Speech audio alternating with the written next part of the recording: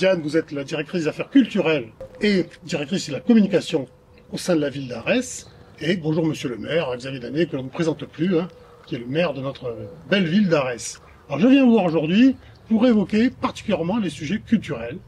Nous débutons le printemps, voilà. J'ai eu vent de pas mal de projets.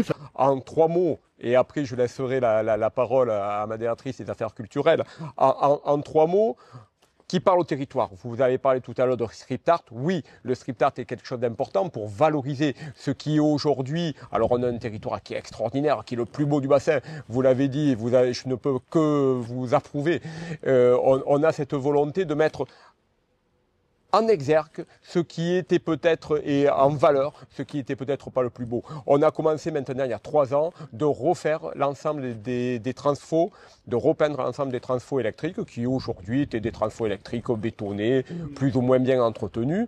Et on l'a fait par rapport, ce que je disais, par rapport au territoire, puisqu'on a voulu donner un thème. Le thème, c'est la faune et la flore du bassin d'Arcachon. Et on présente cette faune et cette flore du bassin d'Arcachon aux habitants, mais aussi aux touristes. On a Terra Aventura, l'application de la Nouvelle-Aquitaine qui permet des visites, et Terra Aventura, donc ce jeu de pistes qui est sur l'ensemble du territoire Nouvelle-Aquitaine, et aujourd'hui sur Arès avec le street art est un des plus fréquentés. Donc on a une volonté en même temps pédagogique pour connaître notre environnement.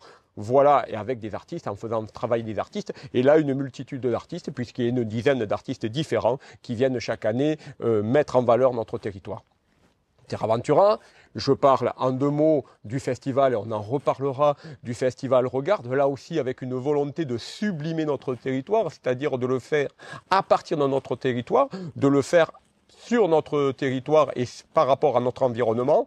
Donc on va créer, les artistes viennent en résidence avant pour créer par rapport à notre territoire, parce que je reste persuadé que les créations sont différentes que l'on crée au bord du bassin d'Arcachon, sur les rivages d'Arès, dans la forêt d'Arès, ou en sous-sol, dans les grottes des Pyrénées, on crée de façon différente. Et ce que l'on crée ici doit être transporté ailleurs pour aussi véhiculer notre culture, notre patrimoine, parce que c'est un patrimoine architectural, mais c'est un patrimoine aussi de ce que l'on est, de culturellement. Et ensuite, donc, on a voulu faire un festival, ça sera cette année sur 2 jours, au mois de juin, fin juin, où on va, là aussi encore, on ne peut pas vous donner tout le programme parce qu'il faut le déguster, mais c'est 15 000 personnes qui passent à chaque fois, et avec à venir voir. Le festival Regarde, en fait, il y a effectivement 3 axes. Monsieur le maire a parlé de sublimer le territoire, c'est un des axes forts du projet. Mais il y a aussi l'idée de rassembler. Et donc c'est un festival qui est vraiment accessible à tous, qui s'adresse aux familles, qui s'adresse à tous les publics.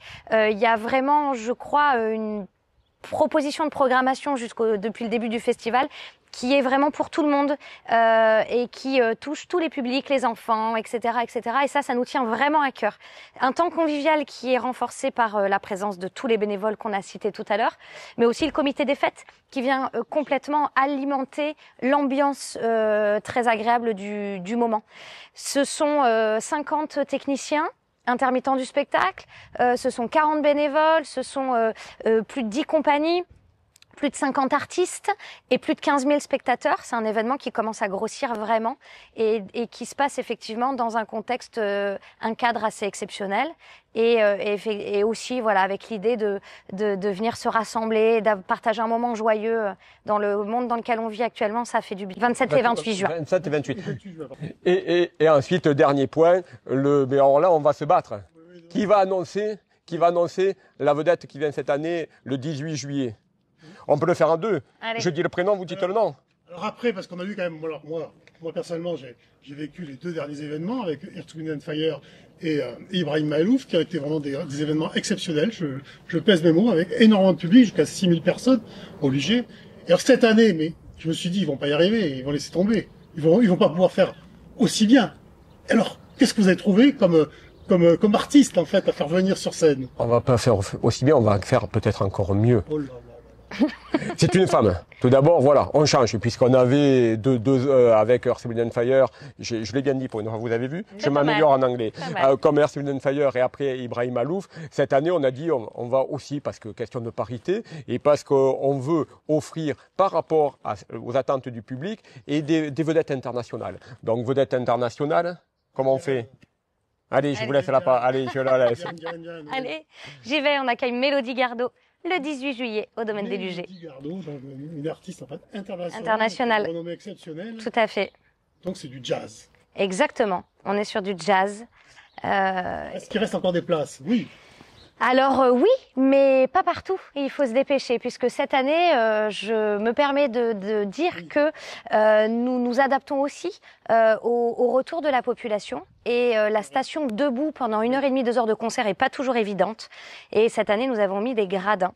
Et la vente des billets dans les gradins part très très bien, au point qu'il n'en reste plus énormément. Donc on invite les gens effectivement à vite réserver s'ils souhaitent être assis pour le concert. Il y aura donc une fosse et des gradins pour les gens qui souhaitent être assis. Merci. Oui, par rapport à deux mots, par rapport à la fréquentation, déjà au mois d'avril, le 1er avril, on est déjà plus nombreux que la première édition. Déjà plus de places vendues que la première édition. Extraordinaire. Merci beaucoup. On a fait un petit panorama de tout ce qui nous attend et ce qui est déjà présent en fait sur la ville d'Arès.